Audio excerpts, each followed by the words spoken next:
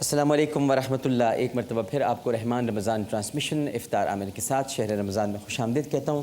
قاری صاحب آپ کی اجازت ہو تو نیکی کے مہمان کچھ ہمارے آئے ہوئے۔ ناظرین کرام، آج آخری دن ہے رمضان المبارک میں نیکیاں سمیٹنے کا۔ ویسے تو نیکیاں سمیٹنے کا کوئی آخری دن نہیں ہوتا، ہر لمحہ آپ نیکیاں سمیٹ سکتے ہیں، لیکن رمضان المبارک میں چونکہ اجر 1000 گنا ہو جاتا ہے ہر نیکی کا، تو آپ آج آخری دن ہے، یہ 1000 گنا اجر سمیٹ سکتے ہیں تو سمیٹ لیجئے۔ ہمارے ساتھ اس وقت ہیں محمد عاصم۔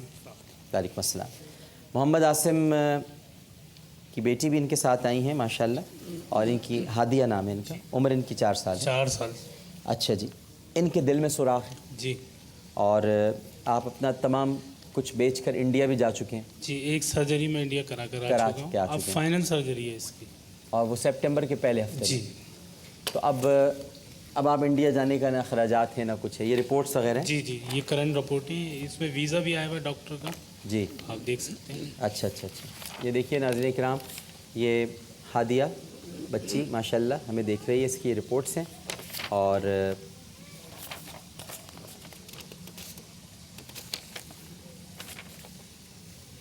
میرا خیال ہے یہ اس کا ویزا، جی سمجھ گیا۔ یہ عامر بھائی، یہ اچھا جی، یہ ویزا ہے، جی ویزا بھی موجود ہے۔ بیبی ہادیہ یہ ابھی مغل، آیا 24 اگست۔ محمد عاصم، مسز فرین عاصم اور سید رضوان، یہ ڈاکٹر ہوں گے یا ریلیٹیو ہیں؟ جی ریلیٹیو ہے، اچھا ریلیٹیو ہے، اصل میں اوپن ہارٹ سرجری ہے، ہاں میں اکیلا وہاں۔ ٹھیک ہے، صحیح، اچھا جی۔ تو اب آپ کے جو اس میں اخراجات ہونے ہیں وہ تو اپنی جگہ پر ہیں، لیکن اب مسئلہ یہ ہے کہ وہاں یہ سب کچھ برداشت کرنا اور کرانا، یہ سب چیزیں بنیادی جو ہیں، جی، اور 8 لاکھ روپے تک کا اس میں خرچ آئے گا۔ جی، ڈاکٹر نفیس کو ہم ٹیلی فون لائن پہ لیتے ہیں، کیونکہ وہ کچھ بچوں کو ہم نے ان کو کہا ہوا ہے وہ بھجوا بھی رہے ہیں، اور وہاں پر انڈیا میں سب علاج بھی کرا رہے ہیں، لیکن ہم پوچھ لیتے ہیں آپ کا کیس بتاتے ہیں، کہ ایک سرجری تو آپ کرا چکے ہیں۔ جی، اصل میں ساری رسپانسبلٹی ہوئی ہوئی ہے، اچھا، کرشنا ایئر سے ڈاکٹر ہیں جن سے میں فرسٹ سرجری ان کی کرا کر آیا ہوں۔ ڈاکٹر کرشنا ایئر، یہ کس جگہ جہاں پر ہے انڈیا میں؟ کس جگہ؟ اوکھلے میں ہیں، بنگلور میں بھی ان کے وہ ہاسپٹل ہیں، ہاں لیکن اب انہوں نے دہلی میں بھی کھول لیا ہے، ہاں، تو اب میں نے دہلی ہی جانا ہے، اوکھلے۔ اچھا، تو اخراجات ہیں 8 لاکھ روپے، جی، ان کو پورا کرنا ہے، ٹھیک ہے، بالکل صحیح ہے۔ ناظرین کرام، آپ دیکھ سکتے ہیں محمد عاصم صاحب یہاں پہ تشریف فرما ہیں، اور ان کی بیٹی کا معاملہ ہے۔ میں محمد عاصم صاحب کا آپ کا موبائل نمبر بھی اگر کہیں تو میں اعلان کر دوں، تاکہ کوئی آپ سے براہ راست رابطہ کرنا چاہے تو کریں۔ آپ محمد عاصم صاحب سے براہ راست رابطہ بھی کر سکتے ہیں، 0300 926 0714 0300 926 0714۔ I repeat 0300 926 0714۔ اس پر آپ محمد عاصم صاحب سے براہ راست رابطہ کر سکتے ہیں پیسے دینے کے لیے۔ 8 لاکھ روپے کے اخراجات ہیں، یا اگر آپ چاہتے ہیں کہ ہمارے تھرو جائیں تو محمودہ سلطانہ فاؤنڈیشن ٹرسٹ، اس وقت آپ کی اسکرین پر اکاؤنٹ ڈیٹیلز آ رہی ہیں، آپ ادھر بھی کال کر سکتے ہیں، سیل نمبر بھی آ رہا ہے، آپ اس سیل نمبر پر بھی رابطہ کر سکتے ہیں۔ اور عاصم صاحب کی صاحبزادی پیاری سی بچی ہے ہادیہ، اس کی آنکھوں میں ایک امید ہے، ایک جینے کی تمنا ہے، تو کوئی ہے ہم میں سے جو اس کی اس تمنا کو اپنے طور پر پورا کرے؟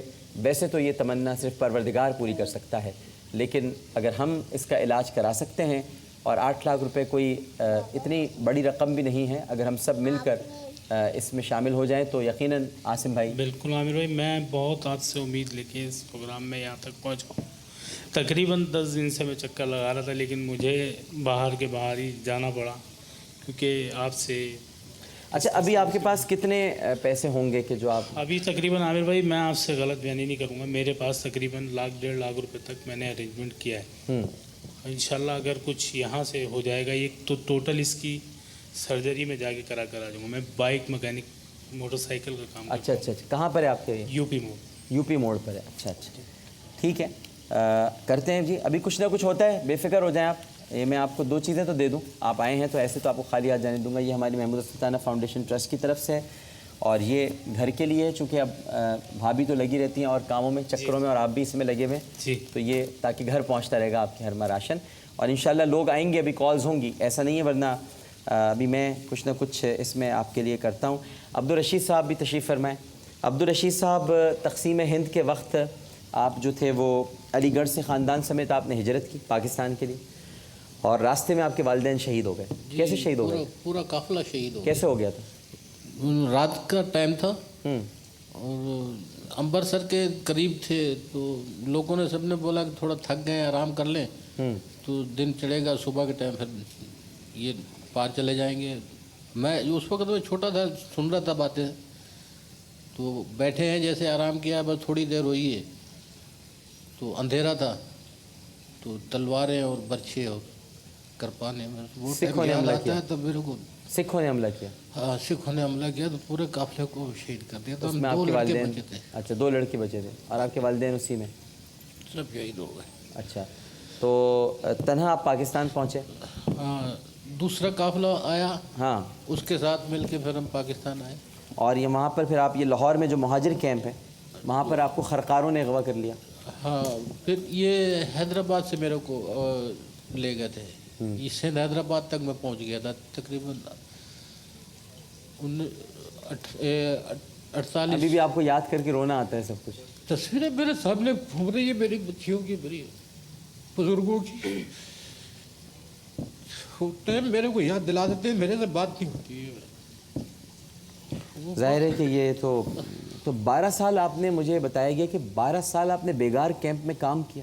18 سال 18 سال کیا کام کراتے میری تھے آپ؟ یادداشت بھی کچھ کمزور کر دی. کچھ مٹی کا کام کرتے تھے، گدوں پر مٹی بھرتے تھے.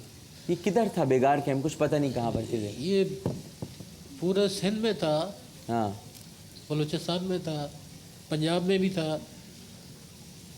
ایوب خان کی حکومت تھی ہاں. تو اس وقت ایوب خان نے بھی چھوٹ دے رکھی تھی خرکاروں کو کہ تم مارتے بھی تھے، تشدد بھی کرتے تھے.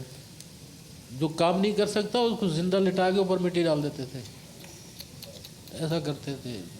میرے کو تو لٹاتے تھے اوپر 3 بوریاں میرے کو پر رکھ دیتے تھے اناج کی، ہاں گرمی میں، سردی میں، اور اس میں دھوپ میں. لیکن میرا خون نہیں نکالتے تھے، زخم نہیں کرتے تھے مجھے. ویسے میرے کو اندرونی چوٹیں بہت دیتے تھے جو آج میرے کو بہت تکلیف دے رہی ہیں.